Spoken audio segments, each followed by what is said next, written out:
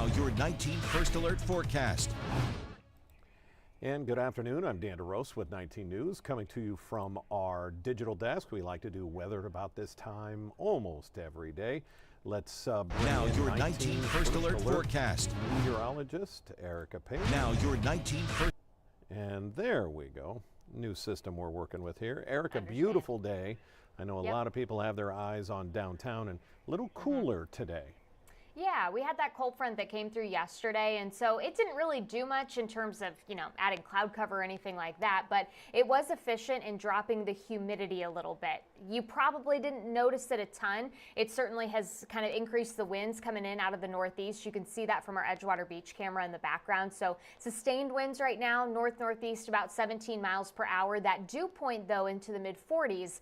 That becomes important when you especially get into the overnight hours, because that's basically a signal as to how efficient your temperature can fall through the overnight. Your temperature can never pass where the dew point is. So it gives you a little bit of a ballpark of where we may be headed later tonight once we start to lose our sunlight and, of course, start to cool things down. But pretty much all over the area, we're sitting upper 60s to about low to mid 70s. Certainly, if you are closer to the lake shore, you're going to be dealing with that stronger breeze. And I do think it's the wind in combination with some clouds that may roll in as we get closer to the overnight that should keep us safe from any frost headlines headed into the overnight tonight. But I would not be surprised if we do have some spots, say, especially in low-lying valleys, things like that, where we could potentially get upper 30s to about lower 40s. So it is going to be very chilly headed into early tomorrow morning.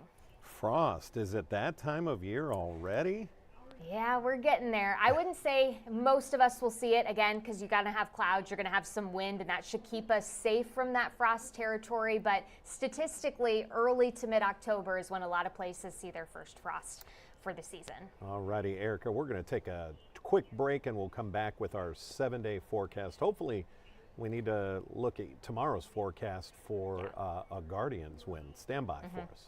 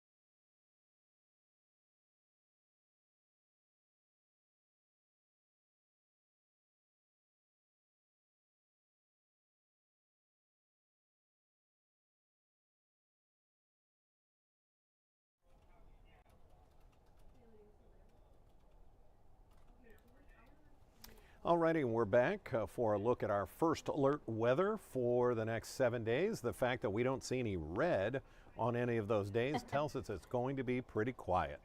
Yeah, it is. So high pressure's been in control. And even when we talk about these high pressure systems, usually it means very quiet weather for us. And technically we're there. We just have a strengthening high plus the combination of some stuff that's happening down across the southeast with that hurricane Imelda that you're kind of squeezing out our airspace a little bit. That's why the wind's a bit more elevated. We should see that wind coming down a little bit as we go through the day tomorrow. And as that high pressure system starts to slide to our south, all of a sudden we start to turn that wind back out of the south as well. So that's why you see this very gradual warming trend through the end of this week. We're back into the mid 70s tomorrow. So if the Guardians can pull off the win, of course, today, and they are playing again tomorrow, it should really be some really nice conditions in downtown. Less of the gustiness that what we've seen in the last couple of days, and certainly much warmer temperatures as well. We're going to be back into the upper 70s, I think, for Friday. So Friday night football games looking really good Friday evening. And then we basically just sit very, very quiet both Saturday as well as Sunday. Very summer-like weekend here across Northeast Ohio. Your overnights are getting a little bit warmer as well. We're going to be back mid to upper 50s. But then early this next week, we will watch for a cold front to come through, likely sometime Tuesday.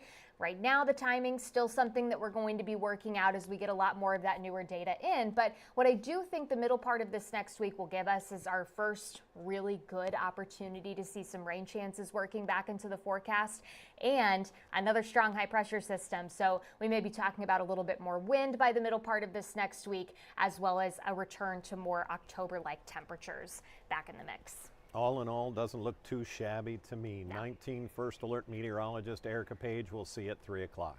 Sounds good. All See right, ya. take care. That's going to wrap up our weather. We like to take a look at our weather picture a couple of times a day, but remember, as our meteorologists say, the best forecast is the next forecast when they get in new data.